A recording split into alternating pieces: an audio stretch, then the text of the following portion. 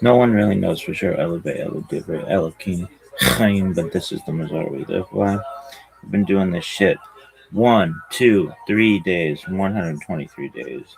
Straight fire, son. Alright, here we go. This is the worst.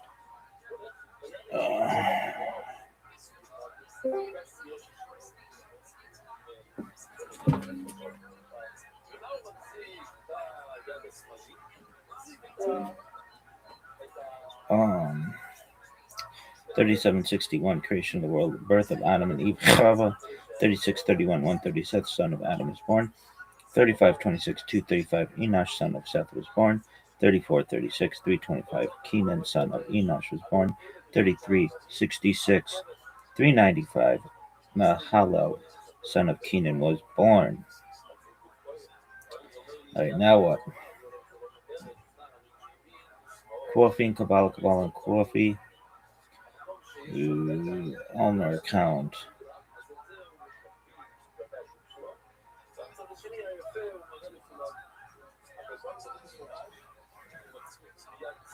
Rukada denial and Makama Shirkat Shana Bimutano Al Sifrat Omer.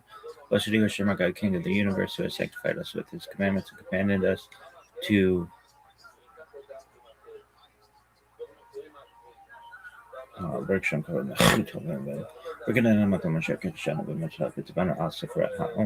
Blessed are you, Hashem, our God, King of the universe, who has sanctified us with his commandments and commanded us concerning the counting of the Omer. Today is 127 days, which is 3 weeks and 6 days of the Omer. May the merciful one restore unto us the service of the Beit HaMikdash to its place speedily in our days. Amen.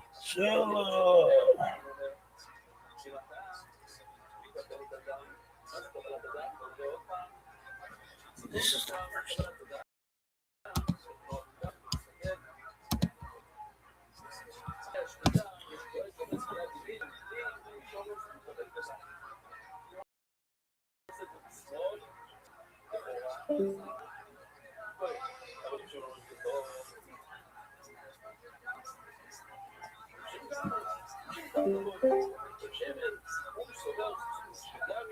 Army.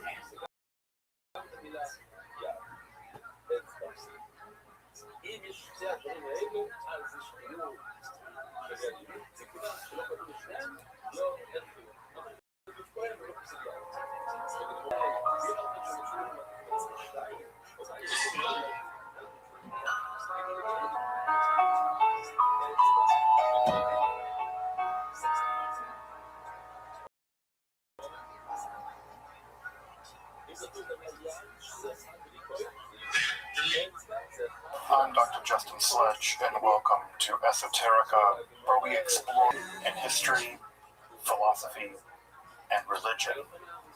One of the most difficult aspects in starting to study Jewish mysticism and Kabbalah is getting a handle on just how those ideas developed over time. It's tempting to think that, for instance, Kabbalah has just always existed in the form that we have it, or that Kabbalah is just one thing at all. Of course, neither of these positions is really tenable. Such notions developed greatly through the ages and are still developing.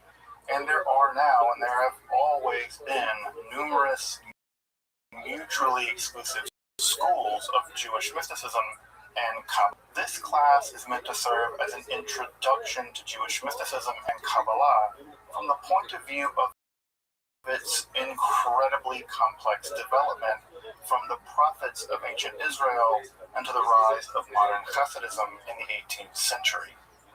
Of course, this series isn't meant to be exhaustive by any means, but only should serve as a springboard for deeper study and reflection, and hopefully it will also enable you to situate developments in Jewish mysticism and Kabbalah in their historical and cultural context, and hopefully embolden you to dive into the primary texts, which are admittedly as sublime as they are obscure.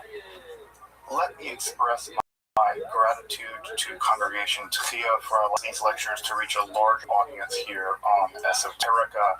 If you want, you can find the entire series under the playlist Entering the Garden, an Introduction to Allah.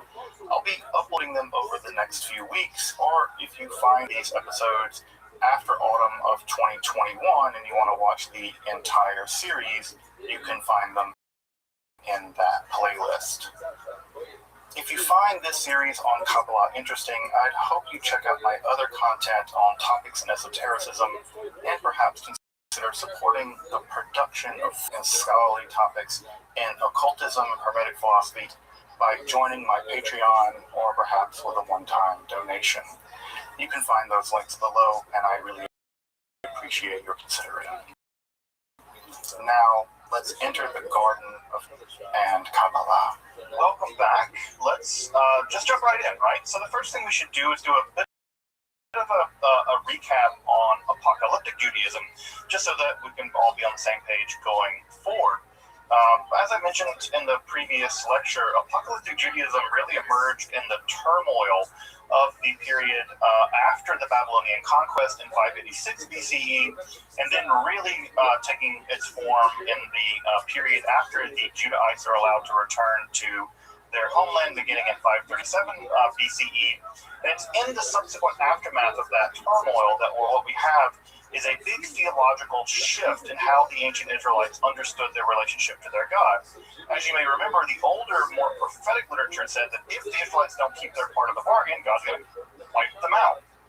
Well, they weren't all wiped out. And so that's a theological problem, right? You have a sort of a threat that, I remember my mom sometimes telling me, I brought you into this world and I'll take you out of it, Dad. And she did take me out of it. And I was like, I might have called your bluff, Mom. I don't recommend you do that. But, well, that kind of happened with the Israelites, right? God threatened, look, I brought you into this world, I'll take you out of it, and God didn't. So what do we do theologically with that? And what ends up happening and what ends up emerging is a new kind of theology and a new kind of interaction with the Israelite God. And so rather than the Israelite God communicating orally to prophets, what we have is a shift in the theology where rather than communicating orally, right, what we have is God communicating visually, right? God is showing the Israelites various kinds of things. And the biggest, perhaps the most important thing that God is showing to the Israelites is that there's a plan, that everything that's happening is planned. There is a reason why you're suffering the way that you're suffering. There's a reason why wicked people seem to triumph. There's a reason why you've been returned to your homeland after being conquered by the Babylonians. There's a reason why the Romans, you had independence for a while, and now the Romans have conquered you again. Why is all this happening? Well, for the apocalypticists, there is a plan. And typically, right, other things that the apocalyptic literature also deals in is things like cosmology, right, the structure of the universe, history, why the universe came into being at all, and specifically what they're often really interested in is the origin of evil. Why? Because they're enduring a lot of evil. And so they really focus on where evil came from and how evil emerged. And there's a lot of different competing theories in the ancient Israelite literature about the origins of evil. Some of those have to do with talking snakes in a special garden, and with angels coming down to mate with women and teaching human beings all kinds of bad things. But there are several competing theories about the origin of evil. And of course, also apocalypticism is at least vaguely interested in the future, right? At least vaguely interested in the future. Not in the same way that perhaps we are now. If you're curious, in religious studies, we have a whole different term for studying the future into the world. That's called eschatology, from the Greek eschaton, which means the final things. But not all apocalypticism is eschatology, but all eschatology is probably apocalyptic, right? So there's a slightly different categories. We'll talk more about eschatology later. And as I mentioned last time, there is a massive amount of apocalyptic literature. I think that if I skip back just a couple slides here, right, and you can remember here on the page, there's just a library of apocalyptic literature that gets developed, some of which occurs in the Hebrew Bible, most of which does not, right? And then, of course, we also have Christian and Islamic apocalyptic literature. This is a vast amount of literature. And I think, as I mentioned, if you were to literature and compare it to the actual surviving literature of the Hebrew Bible, there's almost just as much apocalyptic literature as there is other material in the Hebrew Bible. So it is a treasure trove of material, most of which I think most people have never read before. much of which was lost for a long period of time, actually. Of course, the most famous pieces of apocalyptic literature are the books of Neil 7 through 11, is sort of the locus classicus of the genre. It really sets the stage for the genre. But of course, also is the book of Enoch. Of course, the book of Enoch is actually one book. It's about 5 different books that are stitched together, and there's various kinds of Enochian stuff in there. And in addition to that, there isn't just one book of Enoch. There are actually 3, right? We have 1st, 2nd, and 3rd Enoch. So in Enoch literature alone, 1st Enoch, I think, comprises almost 100 chapters. It is a massive, massive book. So Enoch is a terribly large volume, and are also part of that literature. Even the Enoch literature is itself really vast if you go down into reading it and studying it. And of course, the apocalyptic literature is marked by an intense use of symbolic visions, and it heavily features what we call ex eventu prophecy, which is where you describe a current situation in a coded language as if it's going to occur in the future. Now, this has led to a lot of confusion, right? Because when you read the book of Daniel, many people now read the book of Daniel as predicting the future, right? This is going to describe the coming war with Russia or China or something. But the reality is, it actually describes the Persians and the Romans. It describes what's going on in their time period. And so this has led to a lot of confusion. And in many ways, the entire Christian evangelical world has this intent coded in the Bible are the secrets about how the world's going to end. Well, the truth of the matter is that these writers are describing things happening in their own day as if it's going to happen in the future. And so that's led to, again, an entire genre of theology called end times theology or end times research, eschatological research. But the original message of that literature was not about the end of the world. It was about on the ground. So you may, in some sense, think of some apocalyptic literature as having a kind of social justice bent or being a kind of critical literature in the sense of social criticism register is happening in a much different register than we might think of social criticism now. All right, so as I mentioned, right, this kind of literature sets the stage for a great deal of developments in Christianity and Islam. In fact, one might even describe Christianity as a form of apocalyptic Judaism that kind of got independent, right? It sort of got escape velocity and shot off Judaism, but other forms of apocalyptic Judaism existed as well, organized forms of apocalyptic Judaism, perhaps second to the Christians. The Essenes were also apocalyptic sect of Judaism, though they were probably wiped out during the Great Revolt. In fact, Josephus even describes how they marched out to battle and they were massacred in a couple different battles. So, right, one of the things worth pointing out here is that apocalyptic Judaism did not prove popular in rabbinic. So we'll get to that. We'll get to why that is a bit more this evening, and how apocalyptic Judaism did survive into rabbinic Judaism and how it didn't. And again, part of what's going on here is the rabbis have a very simple agenda, folks. Their simple agenda is survival. Their job is to make Judaism work in the aftermath of the destruction of the temple and in the aftermath of the genocide committed by the Romans after the Bar Kokhba rebellion. And so what the rabbis are concerned about isn't, right, this final battle with evil.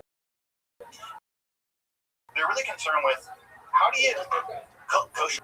That's the kinds of things they're worried about. They're worried about continuity and not about theological clamoring over what's going to happen in some grand titanic. And so, because that day, again, if you really do believe that God's going to intercede on your behalf in some grand titanic battle, you might march out try to pick a fight with the Romans because God's on your side. Well, then you might be massacred. So the rabbis are less interested, which we'll talk about tonight. And the reason why is they've seen them fail over and over again. You can imagine has come along and led a bunch of people into battle against the Romans and died. You can imagine that many of the people who are trying to keep the situation going are not impressed with that anymore, right? After the 5th failed Messiah, people are like, this Messiah stuff is just getting people killed. And by the way, it's still getting people killed. Right? You can talk to those folks out at Waco. You can talk to folks at Shringo. You can talk to a lot of folks. Messiahs often lead their people into great peril, and it can lead to all kinds of problems. By the way, Jesus wouldn't be the first nor the last Messiah. There's been a lot of Messiahs that come and go. They typically share the same fate as Jesus, though they don't typically enjoy the same success that Jesus did. So, the proto-rabbinical organizations, the proto-rabbinical movement was not very copacetic to the rise of the apocalyptic form of Judaism.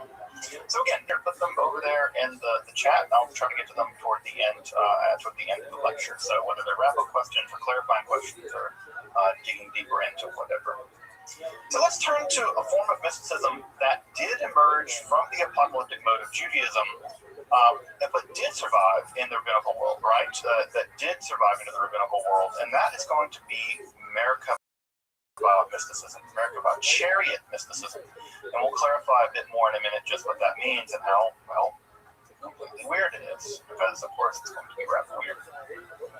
As I mentioned earlier, and as the question was asked earlier, theophany, the idea that God appears to people, was a central Israelite religious trope. That's a sort of claim to fame, right? God showed up and gave us a bunch of rules and chose us to be special. That's a core concept in Israelite religion and Judaism. This is an idea that survives all the way to this day. And one might even say that it's one of the core conceptions in Judaism as it exists.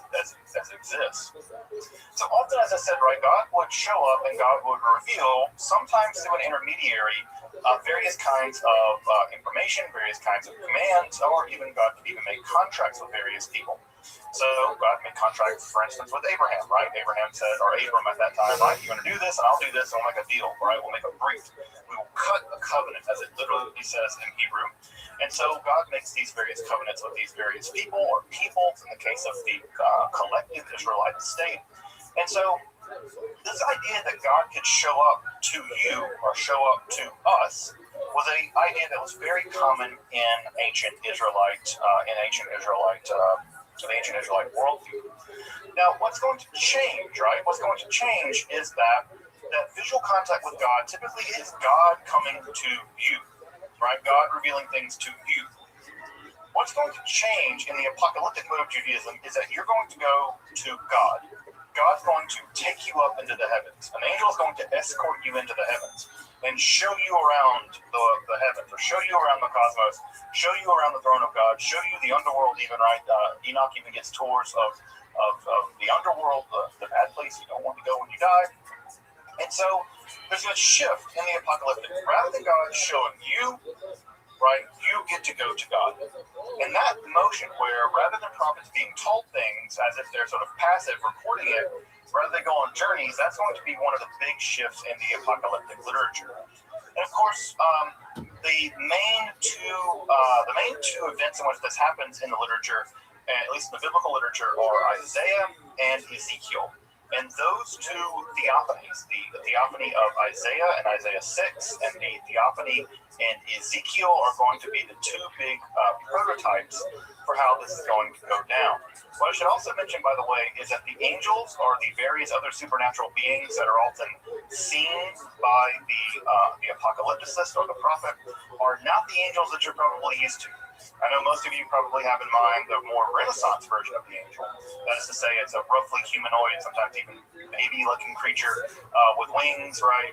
Sometimes with multiple sets of wings. Some 6 is typically the way it's described in Isaiah. In the Ezekiel vision, these beings look nothing like stereotypical angels. We have wheels covered in eyes that rotate around each other in weird ways. People have even said things that this might be a UFO or something. Who knows? There are other creatures that are sort of stiff-legged, that have various kinds of wings and the shapes and the heads of various kinds of animals. They are very, very, very unusual creatures, and they have strange names like the Chayotes, right? The ones that are alive, or the Cherubim, or the Ophanim. That's the name of the wheel-shaped ones. So biblical angels, or biblical supernatural creatures, are very unlike the cherubic angel we have seen adorning paintings from the Renaissance. Israelite angels don't really appear like that. What's important about the apocalyptic can be added from Isaiah and eventually into Enoch, where they're going to be given visions of the throne of God. They're going to be taken to the very apex of reality, which is God's throne room, and they're going to be shown images of the throne of God. The throne of God, you can't just kind of go, the old Maynard saying, right? You can't get there from here. Well, you can. You got to travel, right? And the way that you travel to various spheres of the heavens, right? They're typically thought of as being 8 spheres of the heavens. And all of these spheres are inhabited by all kinds of supernatural creatures, angels and otherwise, demons in some cases. And you ascend through these spheres, right? And eventually you're given access to the palace where God lives, and you're given access to a vision of the throne of God. We first see this begin to happen in some of the literature associated with the character Enoch. Enoch, as you may know, is famous because Enoch never died. The Bible simply records that Enoch walked with God and God took Enoch away. Right? So Enoch is one of the few people in the Hebrew Bible that is never said to die. Of course, Enoch, along with Elijah, are 2 characters that are said to never have died. Now, this what ends up happening, right, is that the structure of the Israelite cosmos gets really thick. As you may remember from the first lecture, right, when I described the Israelite cosmos, what we have basically is a dome, right, and that dome is full of water, right, and it rains down, hails down, or rains down, right, and God is above that dome. What's happening is that after the Israelites come in contact with the Persians and the Greeks especially, and somewhat to some degree the Persians, they have a much more robust vision of how the cosmos. These are the guys who are going to invent things like astrology. And for them, what you have are various planets ascending, right, beginning with the moon and ascending all the way up to the planets, right? And so the universe gets much thicker. And of course, if those planets are moving around, right, they got to be moving through something. And what are they moving through? Well, there's a lot of debate about it. Aristotle thought it was crystalline spheres, but there's a lot of debate about what's going on. The most important point here is that the Israelites are going to inherit a quasi-Hellenistic, quasi-Persian worldview. When I say worldview, how they view the world. And the old Israelite conception of the universe gets a lot more complicated, right? A lot more complicated. So, right, we have in the aftermath of some of this apocalyptic literature, specifically the Enoch literature, and if you ever want to read the Enoch literature, I can recommend a good translation for it. It's really in literature. There's getting here, right? We have the idea Enoch ascended into the heavens and had visions of the throne of God. Well, curiously, the rabbis ask, can other people do this? Is it possible for this ascent? And we're going to complicate that term ascent here in just a minute. And what's shocking is that the answer is yes. They say, yeah, you can go into the heavens and see the throne of God if you make this ascent through the various spheres of the heavens. And not just can you, but I've done it. And I can teach you how to do it too. And that's where we move out of the apocalyptic mode of Judaism, where the apocalyptic mode is simply revealing what Enoch experienced to a mystical practice whereby you, or at least some rabbis, could do this themselves. Notice that difference, right?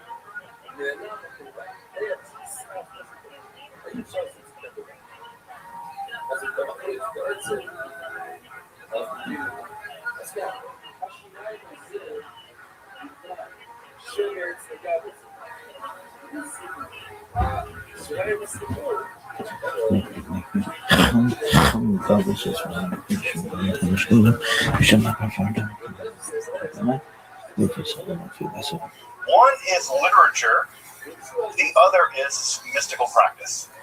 And so the form of mysticism that begins to emerge in the Persian and then the Hellenistic period, right? This is beginning at the very earliest in the 5th century BCE, but certainly by the 3rd century, this is beginning to mature. And of course, by the 2nd century, it's reached its 2nd century of the Common Era. It's probably reaching its apex. We typically now refer to this literature, and many of the medieval Jewish folks did, and many folks in the Talmudic period do as well. They refer to this type of mysticism as Ma'aseh Merkabah, which typically we take this to mean something like doing of the chariot. Notice the word Ma'aseh in Hebrew has a sense of you doing something, right? You're not reading about it. You're not reading Enoch. You're trying to go on the same journey that Enoch did. The idea here is this is a practical form of spiritual journeying. Now, this kind of literature is typically referred by two different names, but it always refers basically to the same kind of mysticism. In one form of mysticism, we refer to it as Merkabah literature. The word Merkabah is the Hebrew word meaning a chariot. And the reason why it's called chariot literature is because God's throne is typically a chariot. Now, if we go back a whole bunch of slides, right, all the way back to that Persian period coin. Let me find the Persian coin I showed you guys a couple of weeks ago, right? Notice that this is probably Yahweh, right? Notice what Yahweh is riding upon.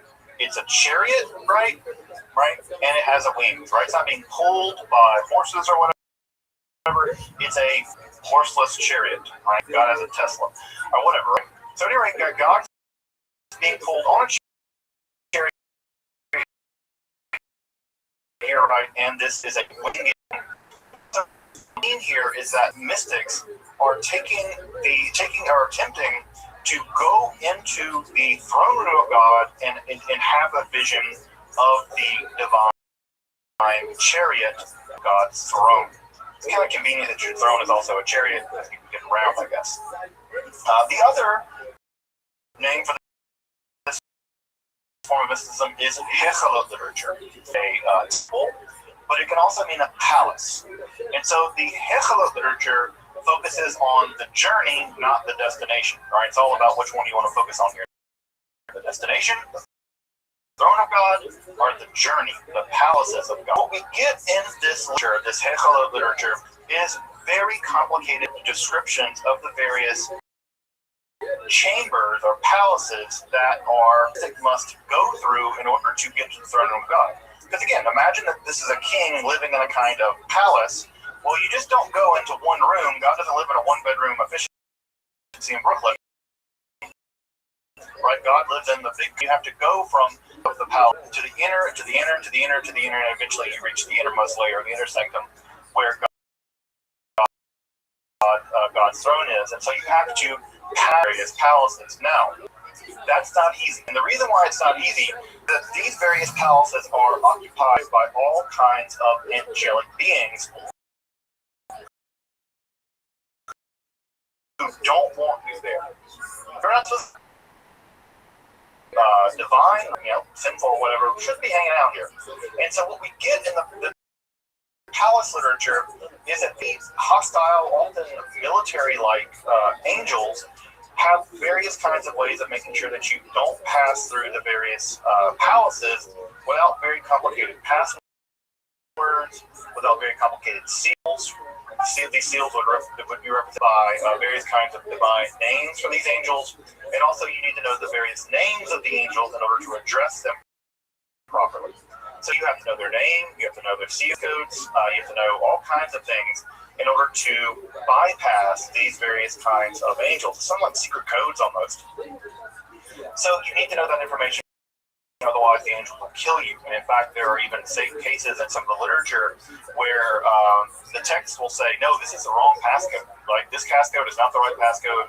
This needs to be corrected because I went in there and I set that passcode. And they almost, there's a ViralRabbi where one of the rabbis says, that angel almost shoved me like a piece of wheat, right? This, so there's the idea that they can kill you.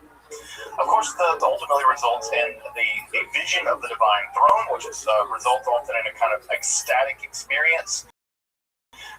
These ecstatic experiences are often encoded in some of the poetry that gets written during the Merkabah literature. And what's even more fascinating, and this is where it gets incredibly controversial, as you might imagine, you can sit on the divine throne. There's at least a couple of instances where people sit on the divine throne and they are trans beings. This in fact happened to Enoch. Enoch was allowed to sit on the divine throne, and this transformed Enoch into a divine angelic being known as Metatron. And Metatron actually becomes the angel of the throne. And again, you can ask yourself, like, how can a lowly human being sit on the throne of God? Well, that's part of what makes this literature so. That's part of what makes this literature so shocking. Further, even more shocking, you can have a vision of the divine body. Now, you're probably thinking to yourself, God doesn't have a body. One of the things that Judaism teaches is that God doesn't have a body. Well, kinda.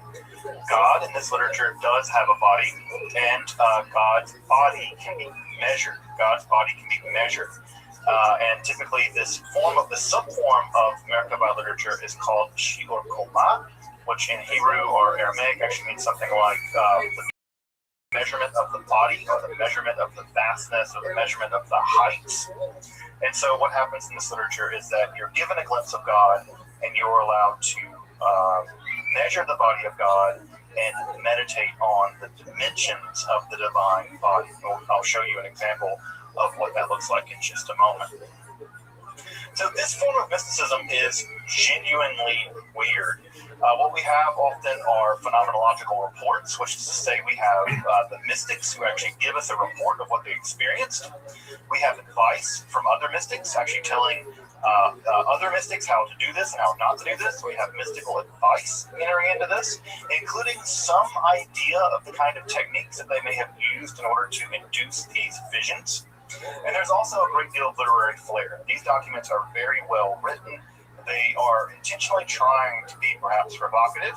And what we get in these documents is a really fascinating glimpse into how they may have practiced this stuff. Also, it's worth pointing out at this point that for whatever reason, and there's still debate about this, for these mystics, for the Merkabah mystics, you don't ascend to the palaces of God. You descend. Right? It's your day, Merkabah. You descend to the chariot. Now, why they descend to the chariot, we don't know, right? It seems like you should go up, right? God lives beyond the stars, and up seems like, it's like Peter Pan, right? Second star on the right, straight on to warning, right? That you should go toward the divine world. The Merkabah mystics never describe things going in that direction.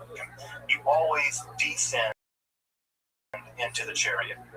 Now, why that is, we don't know. I typically think that it might have to do with a kind of taboo that you don't describe the ascent because you're unworthy of ascent, but you may be able to descend. For instance, in the Hebrew Bible, sometimes the word barach, right, to bless, can also mean to curse if it's used in a euphemistic way. For instance, Job's wife tells Job to bless God and die. It means it's curse God and die. And if you read it in translation, you'll always say curse God because the word there is being used in a kind of unusual way. So that may be one, that you descend to the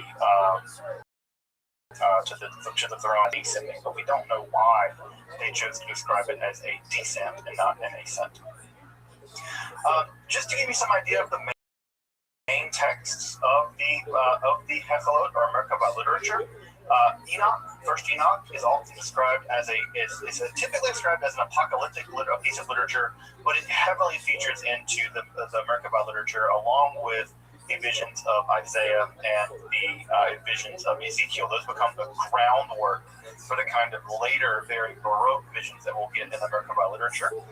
The two principal texts of this literature are the Hechalot Zutarti, and this is the lesser palaces. This is considered to be typically the older of the oldest form of the Merkabah literature.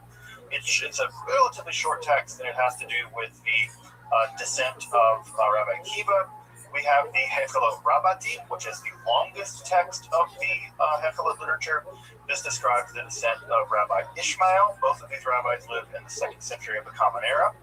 Another text that was also very popular was what is called the Maaseh Merkabah, the account of the chariot. This is primarily ecstatic poetry uttered by the descenders when they made the descent, so it's largely Merkabah poetry. We also have the Sefer Hechalot, the Book of the Palaces. This is also known as Third Enoch, and this has to do with the transmutation of Enoch into the angel Metatron, with the whole sitting on the throne of God. What's also worth pointing out is that in Third Enoch, you have perhaps one of the most provocative ideas in all of Jewish mysticism, which is to say that not only is Enoch transformed into Metatron, but that Metatron is sometimes described here as the Yahweh Katan, the little Yahweh, right? So you have the Yahweh Gadol, which is God, and you have Yahweh Katan, the little God.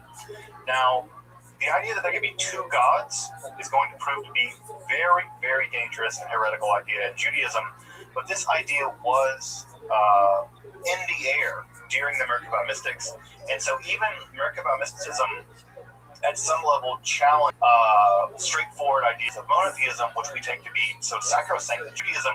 But at least in Third Enoch and some other texts, the idea of a completely unified monotheism is disruptive.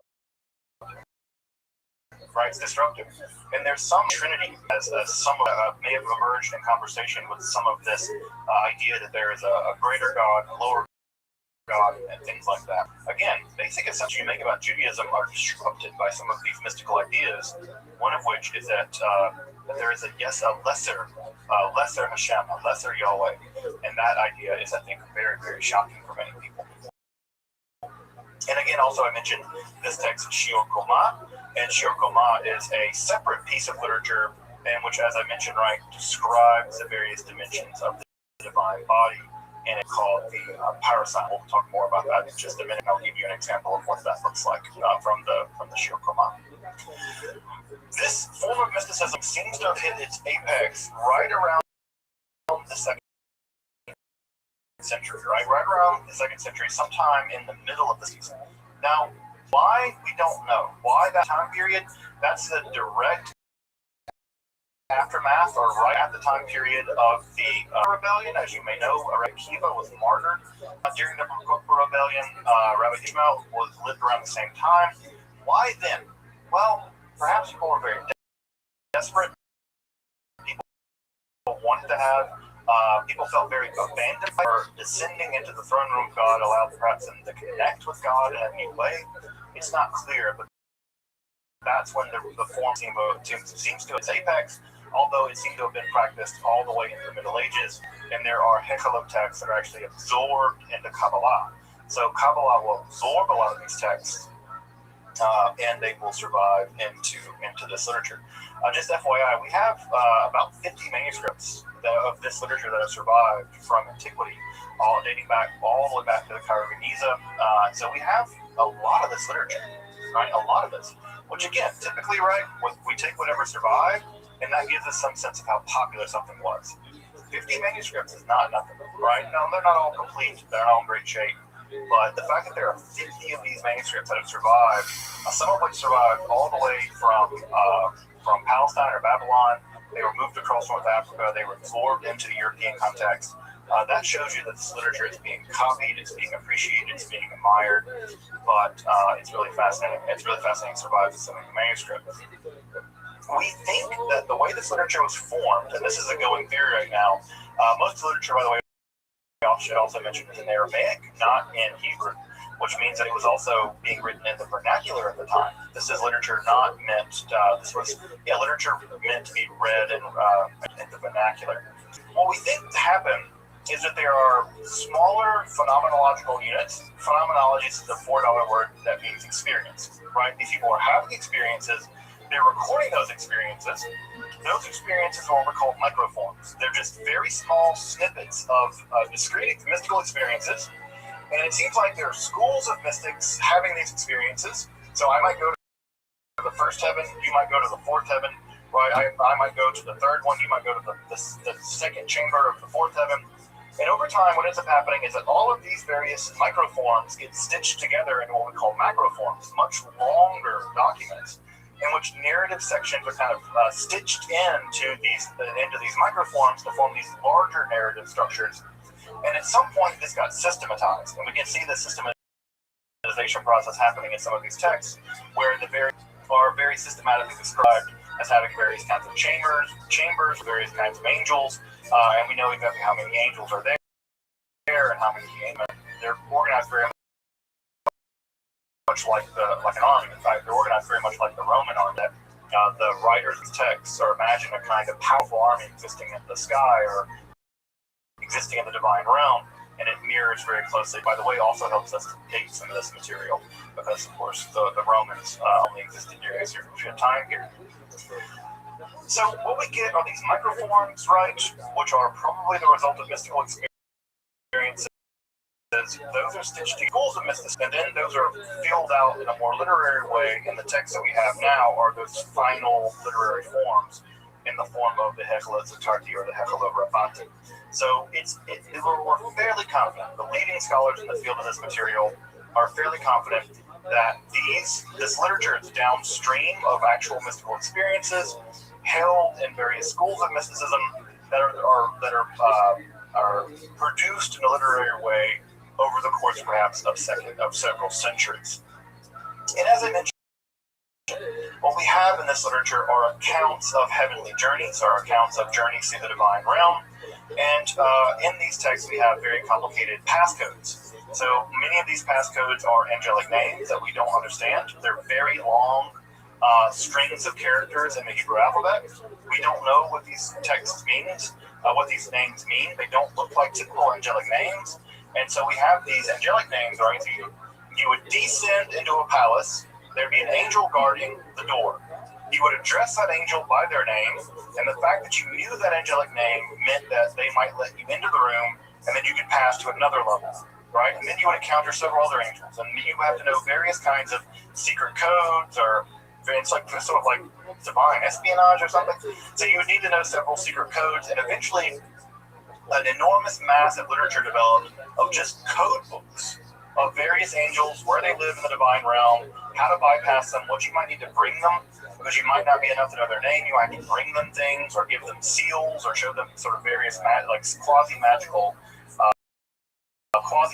devices. But next week we'll be getting into these angelic seals and the angelic magical passcodes.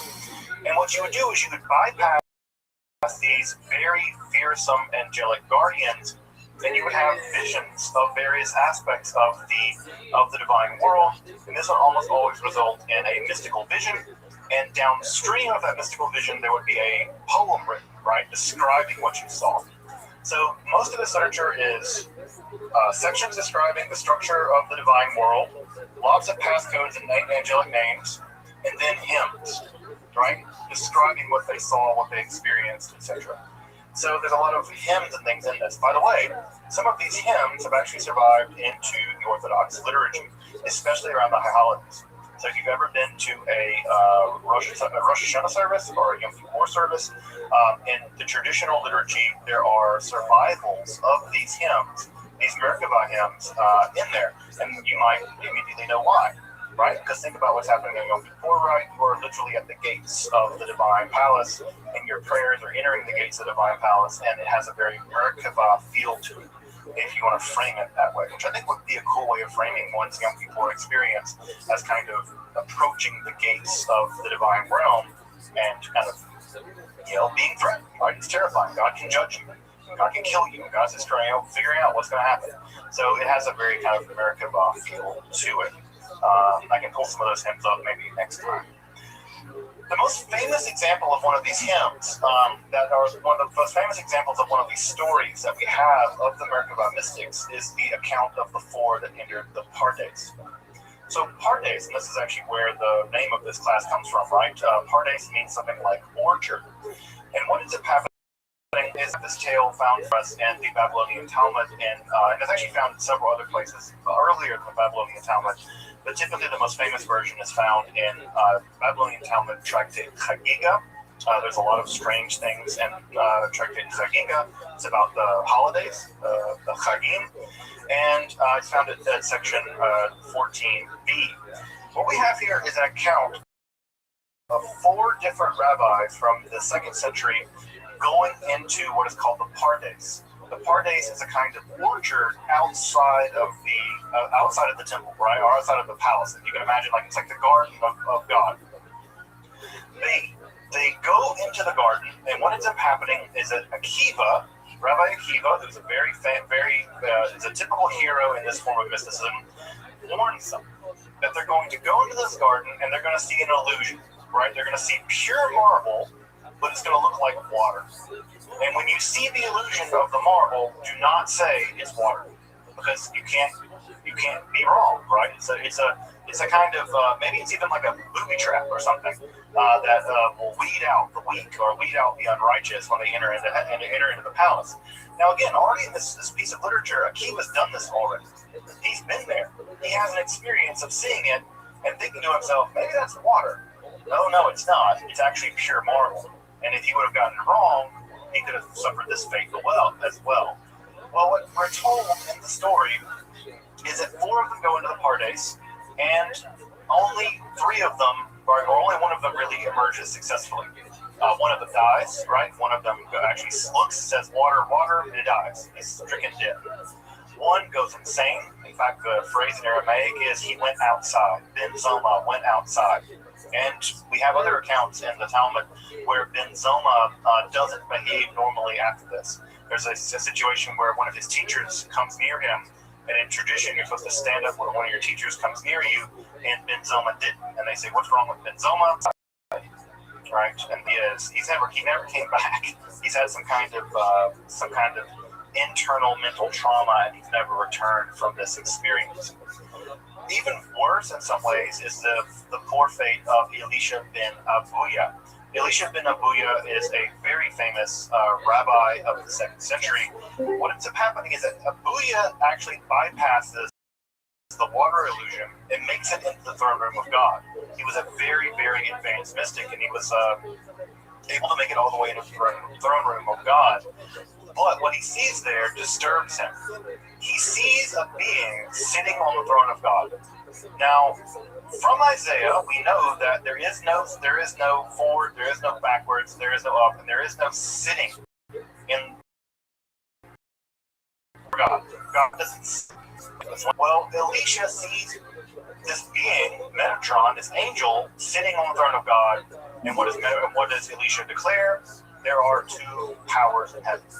There are two gods in heaven, right? He declares beings in heaven.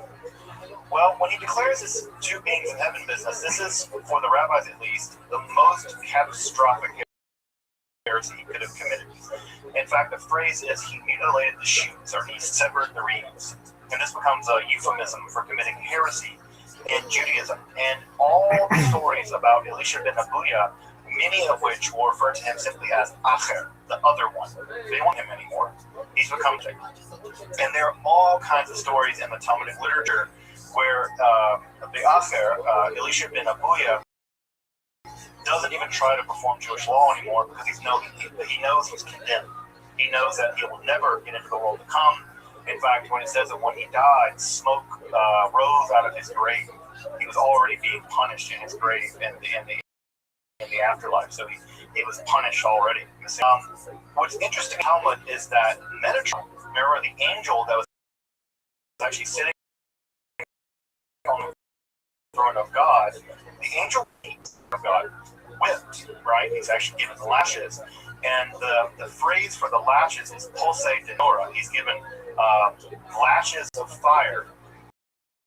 And this idea of lashes of fire will actually go in to become a on in the middle, but later on. It's not really in the Middle Ages. It's a little later than that, and we'll get to it next week when we talk about Jewish matters. To audit someone's sins, and if there is a significant sin found, you can actually they will be killed. Right? They'll be punished with the pulsa denora, and the first one of the first of someone being beaten with fiery lashes is this angel Metatron being whipped with fiery lashes. So you can see there's a lot of drama in all this, right? You got angels beating other angels. You got dudes getting into heaven, seeing two gods in heaven. There's a lot of stuff going on here. By the way, the idea that there are two gods in heaven, we already see that idea in 3rd Enoch. Enoch is transformed into an angel that is sometimes referred to as the Yahweh Katan, little Yahweh. And again, it's clear that the rabbis miss. And, again, the talmud may be a reaction to it, although it's clear that Rabbi Akiva, perhaps one of the most famous rabbis in the entire Talmud, himself is a kind of shaman in all this, various perils along the way, although his warnings, unfortunately, aren't heeded. People end up going crazy and dying. Perhaps the history of all Merkabah mystics is St. Paul.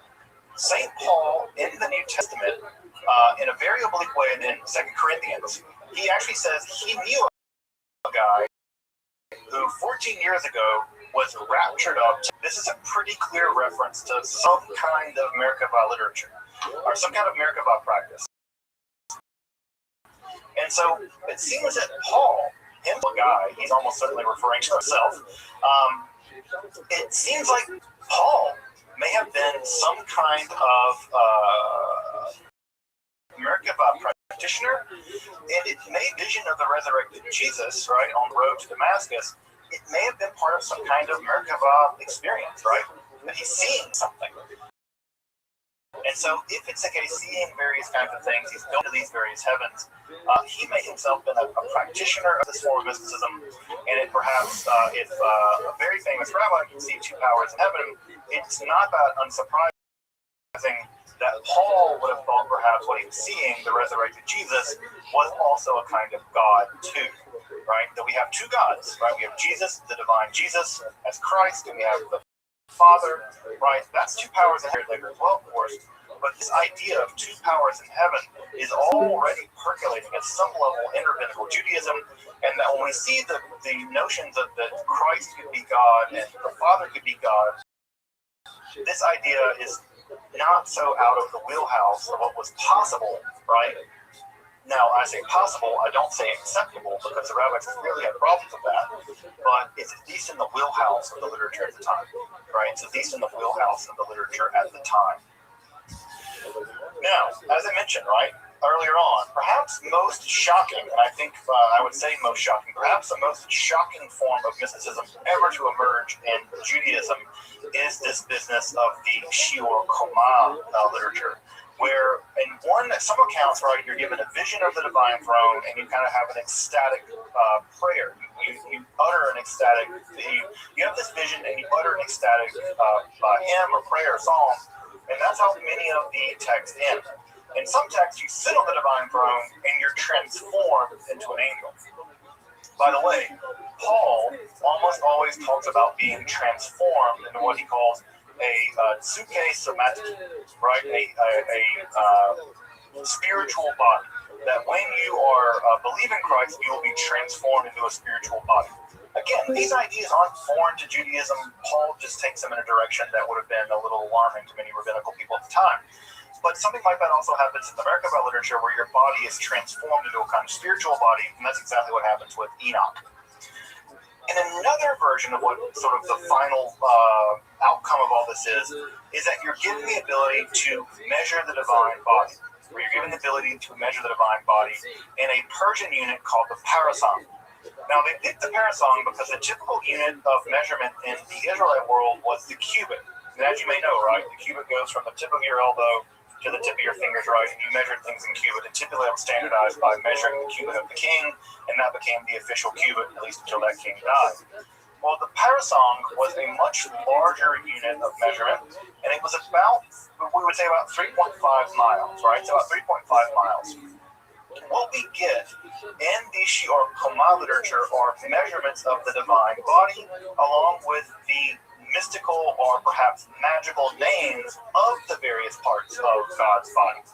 So I've reproduced here part of a translation from the Shiur Koma. Right, so we have the right and left eye, right, of God.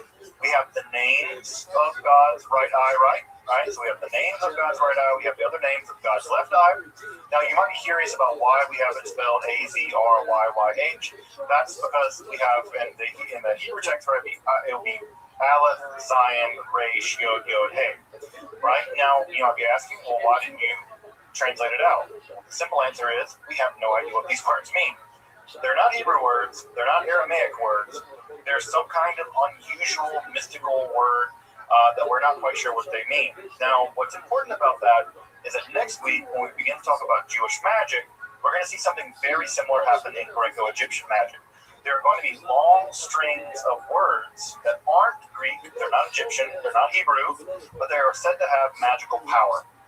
And these sacranomina, these holy words, they're going to be said to have magical power, and already in the Shiur Koma literature, they're already showing up. And so we have these long strings of Hebrew characters, but no one knows what these characters mean. People really work hard to try to figure out what they mean, and sometimes they do find out kind of what they might mean. But so we have God's left and right eye. We have them named here.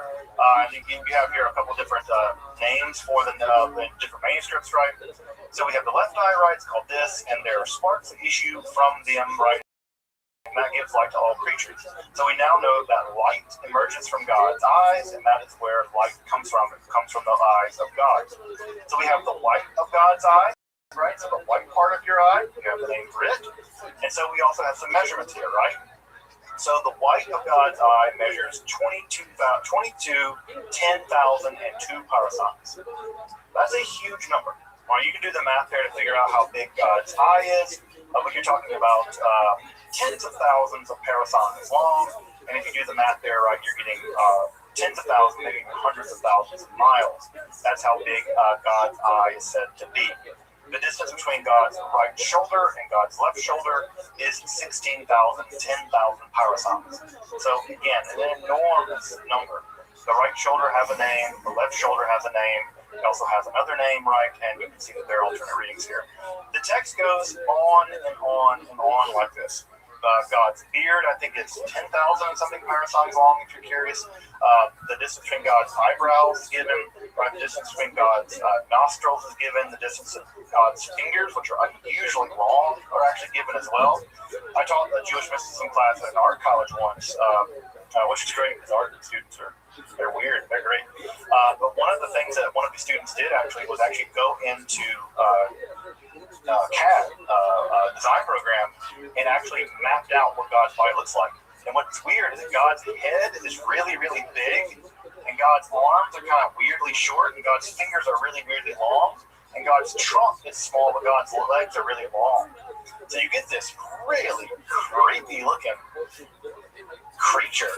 I'll have to dig up for the image that the guy came up with.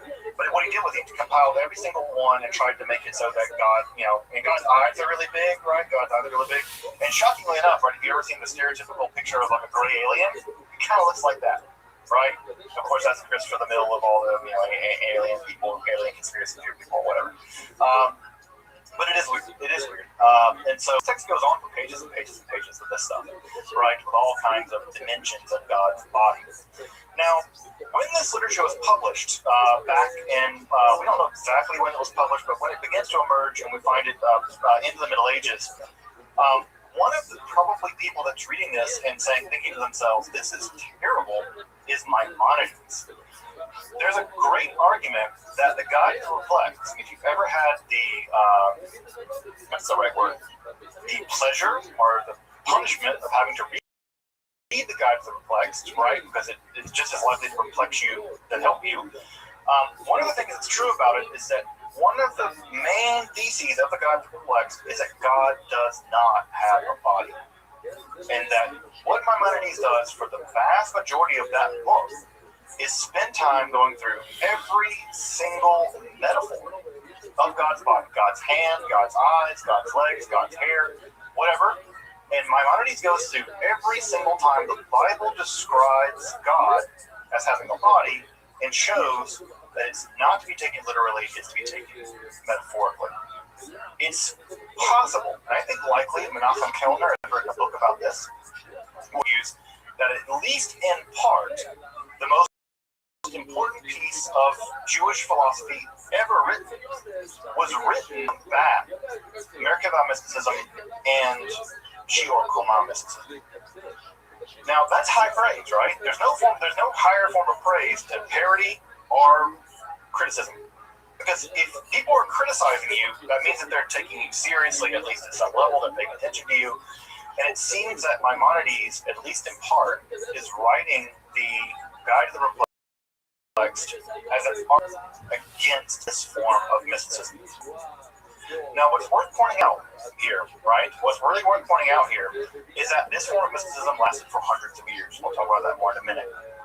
Now, I want to mention one tiny last form of mysticism that represents a relatively small chunk of this form of mysticism, and this is called the Sar Torah mysticism. This is a distinct form of Merkava mysticism at all. It may actually cross the line over into magic, but it's always recorded in Merkava texts. So there'll be a Merkava text, and then all of a sudden there'll be a chunk of text that doesn't quite reach. In this literature, we typically refer to as the Sar Torah mysticism. Sar Torah mysticism is unlike the Merkava mysticism, where you're realm to learn various kinds of secrets. In the Sar Torah mysticism, you actually summon an angel, right? You summon an angel through quasi-mystical or magical means. The line there is rather blurry. And you summon that angel, and that angel is called the Sar Torah. Sar Torah means the prince of the Torah. And this special angel comes to you. So notice here again, we're doing something different. Rather than going to somewhere, we're bringing a being to us. And what ends up happening is that the Sar Torah comes to you, and the Sar Torah rapidly teaches you all kinds of rabbinical lore. Everything from rabbinical law all the way to various kinds of hidden secrets. So the mechanism by which you summon this angel are varied. There's a lot of different accounts of how to summon this angel, but this is a kind of invocation. And to many scholars, this looks a lot less like mysticism, because it's not about you having an experience, but it looks a lot more like magic. You summoning a being, and then they provide you something in the process of summoning them. Just like you might summon a demon to teach you something, here, of course, you're summoning an angel, and that angel does the job of wrapping all kinds of rabbinical lore. Now, what's important about that is that idea of using magic to learn things very rapidly is going to survive in the medieval period, and it's going to be an entire school of magic called the Notary Art School of Magic. Just this. Now, you're not going to typically summon an angel to do it, but it's interesting that we already have a form of mystical, magical stuff going on in Merkava literature, where you are, in fact, summoning an angel to learn rabbinical lore very rapidly. And if you've ever studied rabbinical lore, then you can appreciate the fact that people might want to, not have to study all day in order to learn it, because it's a lot. As I said, right, you cross the line probably into Jewish magic. And that's what we're going to pick up next week. We're going to begin to pick up with the earliest, what the ancient Israelites thought about magic, what the rabbis thought about magic, and we're going to look at some of the magical techniques and devices that have entered into Judaism and have thrived all the way down to this day. Or the Hasidic mysticism would be the dominant form of Jewish mysticism for the majority of Jewish history. Majority Kabbalah as being the form of Jewish mysticism. But the Kabbalah is only about 800 years old. If you say where we think it began sometime in the 13th century. That's only atheism has existed all the way back probably to the 2nd century, probably earlier, and it was still being practiced all the way through the Middle Ages, right? All the way up to the rise of the Kabbalah. In fact, the Kabbalah absorbed a lot of this mysticism in it. So if you really want to think about Jewish mysticism in terms of what got practiced the longest, Merkava, Hechela literature, was practiced far longer, at least at this point, than Kabbalah. Right? Kabbalah came later. It's only been practiced for about 800 years. I say only 800 years. It's crazy, right? But still, 800 years, right? This literature survived at least for 1,000, perhaps. So it's only the next couple hundred years that Kabbalah will lap Merkava mysticism, right? Will lap it. So if you want some suggested readings, I'm going to try to include some more suggested readings as I go on. These are some major texts about the Hechela literature and the Merkava literature. One of the texts I did not put on here that I'll put on here for next time is a really great study of the Sartora mysticism. It's the definitive study of the mysticism that, again, involves summoning the angel to teach you things very rapidly. The problem with the Merkava literature is that it's all published through the academic publisher Brill, and it's very expensive. So you need to definitely whip out your library card and check it out from a library, like a university library. If you want to read some of this, although there are some older translations of Hechela Rabbi online, so if you really want to get into them, and I can include them, and I can include them later if folks want me to jump out and grab a link, I'll put it in the chat. If you really want to read some of this Merkava literature, but I've included some links here for various studies of both the literature itself, but also some studies of the entire form of mysticism. And so I can include a link to, I can jump out in just a moment when I do some questions and answers. I can jump out and grab a couple links to folks if you want to check out the Shiur Koma, the measurement of mysticism, or the Hechela Rabbi, the largest text of the Merkava tradition. So now this week, right, we have a bridge, and that bridge is going to connect us to Jewish magic. We're going to talk about the connection between Jewish mysticism. We now have a bridge to Jewish magic, and Jewish magic is going to be a huge part of Jewish mysticism. In fact, when you talk about Kabbalah Ma'asit, right? Kabbalah Ma'asit is just basically Jewish magic. Practical Kabbalah, the doing of Kabbalah, the practical Kabbalah is in fact just the code word at some level for Jewish magic. And it's to that topic that we will turn to on Wednesday, which is weirdly enough, like 3 days from now. We will turn to that on Wednesday, and we will pick up with Jewish magic. Welcome back, and thank you for joining me as I explore the garden that is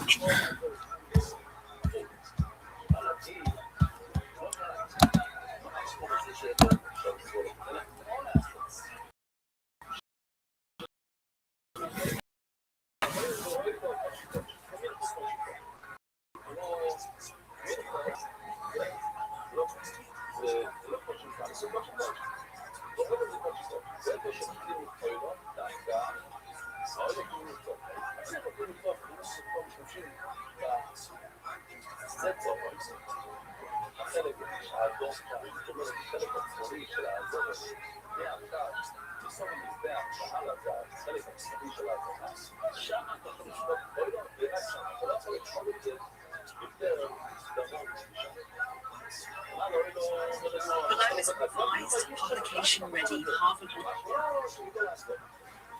You're fired. Go fuck yourself.